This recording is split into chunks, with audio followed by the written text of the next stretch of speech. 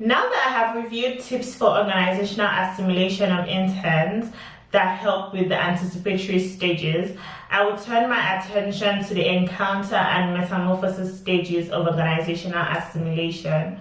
Remember, these stages are being experienced by the intern after an interview and selection process has taken place and they have been offered the internship in the organization. Here are my tips for you to adopt in these stages to help the assimilation process of interns. The first tip is to consider assigning tasks before start dates and conducting check-ins. You can consider handing out mini activities or tasks for the intern to have a feel or an idea of what might be expected of them at the start of the job. For example, you can send out an email to see if they have questions, or you could have them complete a simple task. For example, my internship had me make a social media post using Canva to help me get familiar with what I would be doing during my internship. This can help reduce the anxiety and uncertainty of the intern going into the internship, because they will have an idea of what might be expected of them when they get into the internship fully. Also, your organization can ensure that they check in on the interns before they begin work at the organization. Follow-up emails or calls, depending on what means of communication the organization deems fit and effective, can be implemented. Now that I have discussed what you can do before the first week of work, I'll move on to discussing tips for first week of work and the rest of the internship period of the intern in your organization. The next tip is for your organization to have an agenda for the first day of work. Your organization needs to have a plan for what the first day of work of an intern should look like. The intern should be taken around the organization and shown the different offices. This applies to in-person internships that they would need to visit regularly for tasks, what the system looks like and how the system works in the organization, what the reporting chain and hierarchy in the organization looks like, that is, who they are supposed to report to and who their supervisors are. You can ensure that your organization is properly prepared to welcome the intern on the first day of work and have an agenda that comprises of software tours, tour of the facility if it is an in-person internship, and brief introductions and meetings with the people the intern will report to. Providing an organizational chat for the intern is also advised. You can welcome an intern properly by ensuring that a working space is provided for them and they have all the required tools to work in the organization. Moving on to the next tip, which is training the interns. Your organization can consider providing training for the interns during the first week of work. It is important to give this background training to interns as they encounter the organization for the first time. Because they are filled with uncertainty and anxiety about expectations and the organizational culture, it is important for your organization to design a training program for new interns, which will highlight all the resources they need to complete their assigned tasks during their internship program in the organization. Your organization should take out time to explain the various software applications that are used to complete tasks and help the interns get familiar with these applications. For example, Teams, Zoom, Trello, and Notion. This may typically take up the first week of work for an intern. In this first week, you can consider focusing solely on the training and not assigning any tasks to the intern. In a case where tasks are being assigned, it should be at the end of a training session to assess the intern's understanding of the training. Your organization can consider a form of training that can be beneficial to the new intern, which is known as peer-to-peer training. This is an aspect your organization can leverage on to improve an intern's organizational assimilation. At my internship, we had interns train other interns. If you have an outgoing intern, you can have this intern train the incoming intern. The outgoing intern may have tricks and tips that they can pass on to the new intern in order to help them accomplish their tasks in that internship position. In a situation where your organization only caters to one intern at a time, you can connect the past intern with the new intern and suggest that they build some form of communication.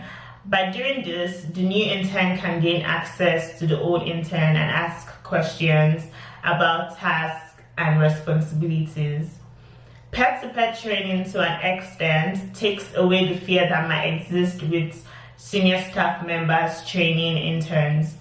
The new interns may feel comfortable learning and asking questions from a colleague. Therefore, your organization can look into including peer-to-peer training for interns. Another tip to look into is to consider providing shadowing opportunities. After interns have gone through the training process, it is now time for them to get into their job and responsibilities. However, your organization can consider going beyond training by providing the interns with employees who they can work alongside. Shadowing can help the intern see exactly how to complete a particular task while on the job. A good time frame to consider for the shadowing process can be between 3 days to 1 week. By doing this, interns will have an opportunity to ask questions specific to task completion. After the shadowing process is complete, you can then go ahead and allow the interns to perform tasks alone but with supervision. Moving on to the next tip, which is to assign supervisors and mentors to your interns. When the interns are left on their own to complete tasks and fulfill their responsibilities, they experience metamorphosis as they can now be considered to be fully part of your organization. The interns should be provided with supervisors that they can report to. By providing interns with supervisors who they report to and mentors in your organization, that can improve the organizational assimilation of the intern. This is important to consider because by ensuring that they have supervisors and mentors, they always know who to report task progress to and who to ask questions and seek advice from. By providing mentors for the interns are able to get advice from experts in their field, and this can help the interns deliver high quality results. Another tip to consider is to create consistent meeting schedules. Ensuring that there is a structure for meetings between the intern and all the parties that they will be working with in your organization is important. You can consider creating a schedule for meetings at the beginning of the week where tasks would be assigned. Then you can go ahead to create a schedule for meetings midweek to check in on the progress of the task. And lastly, creating a meeting schedule at the end of the week for the intern to report on task progress. By keeping a structure and schedule for meetings, the intern knows when tasks are being assigned, when they can meet to discuss difficulties or challenges faced in completing a task, and when a task is due for submission to their supervisors for assessment.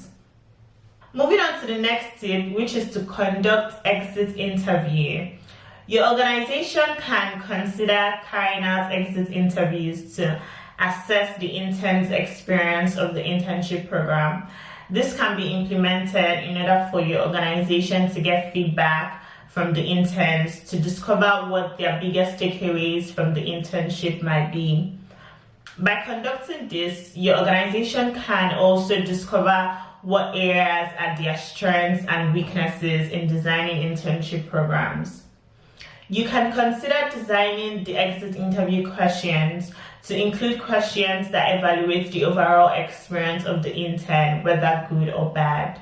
The responses received from these interviews can help inform the testimonials I talked about earlier in this training.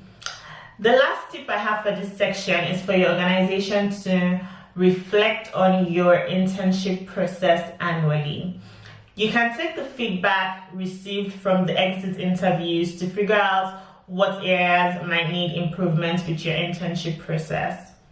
Carrying out this reflection can help your organization clearly identify what can be adopted into the specific field of your organization in order to ensure that internships run smoothly. You can go back to the steps in the beginning to identify how to improve the internship process of your organization. To go over this section, the tips you can adopt in the encounter and metamorphosis stages are: 1. Consider assigning tasks before the start date and conduct check-ins. 2. Have an agenda for the first day of work. 3. Train the interns. 4. Consider providing shadowing opportunities. 5. Assign supervisors and mentors to interns. 6. Create consistent meeting schedules. 7. Conduct an exit interview. And finally, reflect on your internship process annually.